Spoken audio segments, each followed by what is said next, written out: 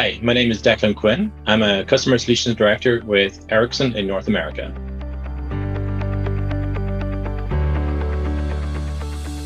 I think the outlook for fixed wireless access in America and North America overall is really, really good. We have T-Mobile adding over 500,000 subscribers in Q4 2022. This grows their business up to over 2.5 million subscribers totally for its home internet product after only 2 years in the market, with a high-level ambition of between 7 and 8 million fixed wireless access subscribers in the future. Combining this with Verizon's over 1 million and almost 1.5 million subscribers, this gives those two companies almost 3% of the home internet market in the US. As well as that, in Canada, we have XploreNet, who have almost 300,000 home and business subscribers across the country. As our mobility report has stated in November 2022, fixed wireless is the second biggest early use case, particularly in regions that are underserved. We believe fixed wireless access connections are forecast to top 300 million within 6 years. The other benefit for fixed wireless access for our customer service providers is that it adds additional revenue streams on top of the existing mobile broadband services.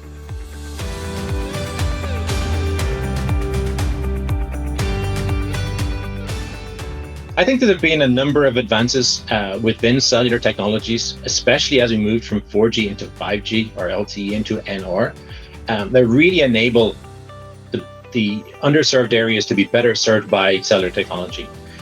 One of these is massive MIMO. So this is really bringing higher capacity and larger throughput per user to rural areas.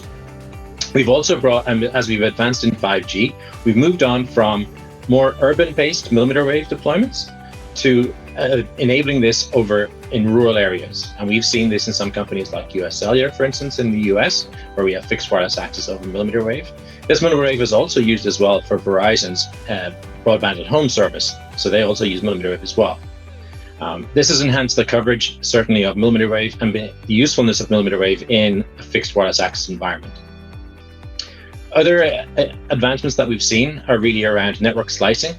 So this is on 5G standalone with our end-to-end network slicing, which really would enable better quality of service for individual users. So we can prioritize where needed fixed wireless access users to ensure that they have the correct priority in the wireless network over mobility users. We also then see an evolution and maturity of the CPE ecosystem. We've seen them grow and benefit with outdoor CPEs, so that's customer premise equipment, as well as indoor CPEs, as well as an improvement in chipset capability and reduction in price point, which reduces the price point of those CPEs overall.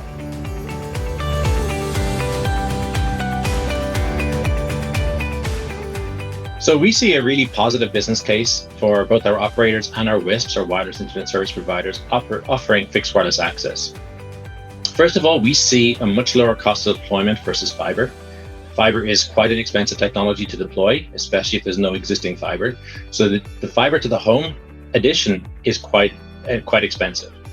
We believe that adding additional cell sites in providing just fiber to a single location or backhaul to a single location can really be a more cost-effective way of providing wireless coverage to a large area, or broadband coverage to a large area, and passing a large number of homes. We also compare this then to legacy networks, so legacy copper networks, which globally are being decommissioned as we speak anyway. But we see improved performance when we compare our fixed wireless access networks, especially with some of the available spectrum in the 3.5 gigahertz range, comparing to existing DSL networks. We are able to use existing infrastructure. So in rural areas especially, we have existing towers. We're able to reuse that infrastructure, so we do not have to add any new infrastructure. We already have backhaul to that location, and we can use both the infrastructure from a physical point of view, as well as the spectrum point of view, to be able to start providing fixed wireless access networks, and then are able to add additional bands later on. Either licensed bands, which have been offered recently in the US and Canada and North America, obviously, in 3.5 gigahertz range, as well as unlicensed spectrum in the CBRS range. Additionally, on top of that, we also see where the wireless service providers can also use their existing operational workforce to be able to operate this network, so it doesn't require an additional workforce. Finally, the last use case, I think, is really around wireless fiber. We understand that fiber provides such high bandwidths, but we actually have in locations where it's almost impossible to build fiber, millimeter wave in the sense of fixed wireless access millimeter wave can actually be used to replace fiber and be able to provide gigabit per second speed.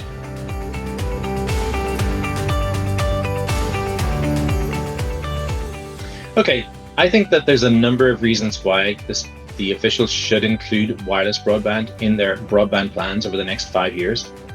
The first of those is really speed of deployment. Getting fiber to locations, especially in more rural areas, is very, very difficult. Whereas actually providing a cell tower and being able to provide coverage can get that available coverage and homes passed much quicker than you could with an alternative methodology.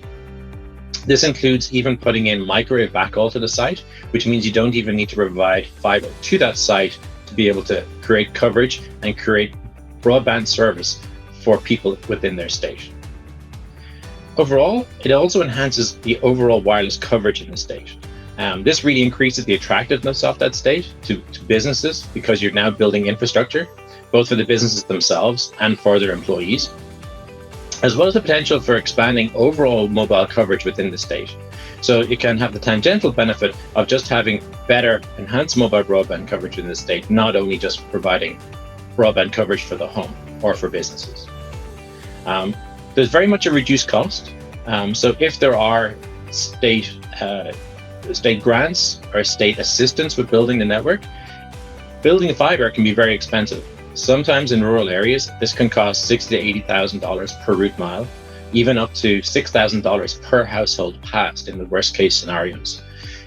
This really is quite expensive, and if there's subsidies required for this, the subsidies that would be required for a fixed wireless access mobile broadband site would be a lot less than they would be in a fiber sense. Finally, the key is really closing the digital divide. There's no doubt that fiber can provide, both high speed and bandwidth, but as mentioned previously, this really is a slow and expensive process. A lot of the time in the United States, we've seen modest results. Only about 16% of all fixed broadband lines in the US are fiber-based, compared to some other countries like South Korea, where that's as high as 83%. Generally, businesses have better time with this because they have a higher percentage. But really, what we're able to do with fixed wireless access is really to bridge that mobile divide, get your users and the population of the state online and access to broadband as early as possible. So thank you for the questions today. Again, my name is Declan Quinn. I'm a Customer Solutions Director with Ericsson. I'd welcome you to come and join our panel where I'll be speaking, discussing technologies that are going to change the digital divide landscape in the USA. Or come see me at our Ericsson booth number 300, as soon as you walk in the door of the big 5G event in Austin.